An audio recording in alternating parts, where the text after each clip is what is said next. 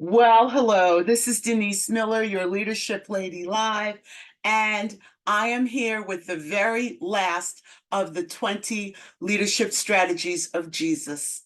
Now, remember when we started the month, I told you that we would do the 20 strategies. And as we got further into the month, I told you that I was holding the 20th strategy for last because for him, it was really the most important. And I'd like to give that to you today. But before we go further, I'd like to ask you to please, if you like the content that I've been sharing, to please hit the thumbs up, the like, and the heart or the heart, depending on where you're listening to me. And please do subscribe and share. That helps my algorithm. It also helps to get my content out to people who may not know who I am or anything about me for that matter. So I would appreciate you sharing me. Now, let's go ahead and a quick review of the 19 strategies that we've shared so far. The first one, the first week that we shared, we used an acronym, SHELL. And SHELL stood for servant leadership. He used that strategy. He used the strategy also of humility. He did not lord it over his disciples that he was the boss. Everyone knew that he was the boss. He also used effective communication. He made sure that his disciples understood what he was saying, understood what he meant. And that's very important. The next was leading by example. He did not ask his disciples to do things that he was not willing to do.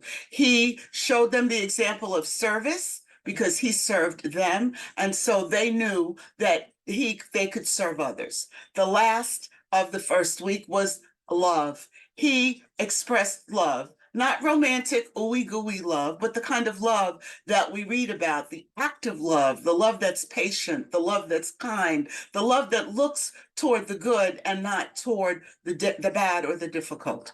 During week 2, we also had an acronym UTI, which I called Undertake to Inspire. Jesus undertook to inspire his disciples by creating unity. He emphasized unity, that they worked as a unit. And he also built a strong team. He selected diverse people and he selected people whose strengths all meshed. Some of them were strong in some areas, but while others were strong in the areas where others were weak. So that was very important. The next thing was inclusivity. He made sure that he welcomed everyone, whether they were rich, whether they were poor, whether they were despised, whether they were tax collectors. He welcomed everyone. And then during week 3, we looked at a progression of strategies. The first one being casting vision. Jesus cast vision for his team. They knew the direction that they were headed in as a team. It's important that we do that for our team members. He also was transparent. He let them know exactly what was going on. He gave them the knowledge that they needed. He also taught and he trained. He taught them and he trained them. He gave them the knowledge that they needed to do the job that he was asking them to do. He celebrated. That was the next strategy. He celebrated when they did well. And they celebrated because whenever your team members do well, they deserve a celebration. Also, Jesus was patient. He was very patient with his team members and he understood their limitations and he did not fault them for his limitation. And then finally, week 4, we had a bit of an equation. It was active listening, encouragement, empowerment, correction, compassion, and conflict resolution.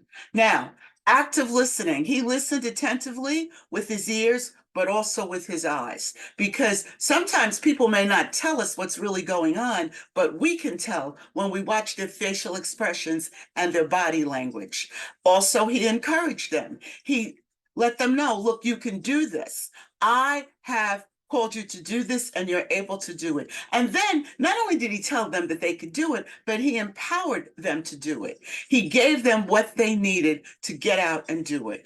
And then, of course, he corrected, sometimes gently, sometimes very much in their face, but he did correct them. He had compassion for where they were in life.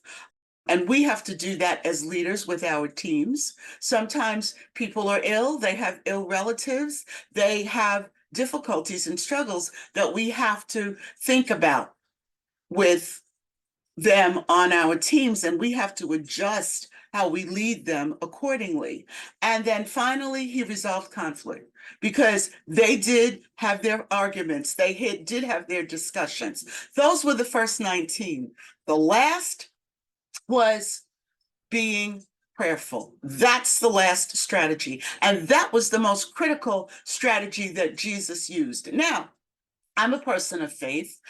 You may or may not be, but you really do need to take some time to step back, to be alone, to look and think, and in my case, to pray, if you're a person of faith, to ask for divine insight so that you can see exactly what's going on with a specific team member. If someone is acting a little out of sorts, maybe they won't tell you. Maybe you need to just stop and think into what you've been observing with them.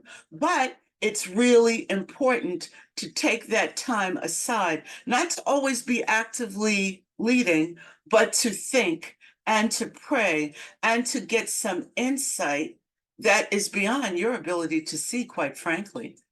And that is the 20th strategy. To me, the foundational strategy for those of you who are people of faith, really realize that Jesus actually, before he called disciples, prayed all night. Now, you don't have to pray all night before you pull together your team, but you really do need to stop and to get some divine insight as to where they are, as to what's going on with them, as to what may be an issue.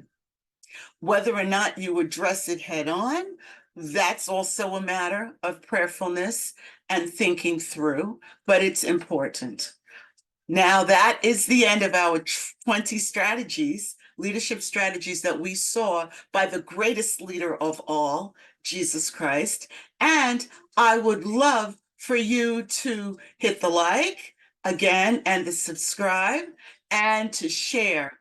And as we end the month, I look forward to being with you in the month of May when we speak about leadership quotes from women who are mothers in celebration of Mother's Day.